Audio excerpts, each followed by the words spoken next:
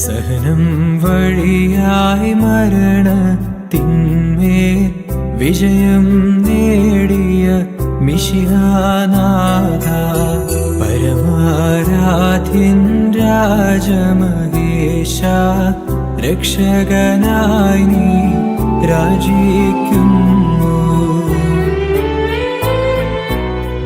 ഉന്നതമാകും സ്വർലോകത്തിൽ നവജീവൻ തൻ വാഗ്ദാനങ്ങൾ കനിവോടു ഞങ്ങൾക്കേകിയ നാഥ, ദൈവപിതാവിൻ സുതനാമീശോ. കനിവിൻ നാഥ, ഞങ്ങളിൽ നിന്നും പീഡകളഖിലം നീക്കി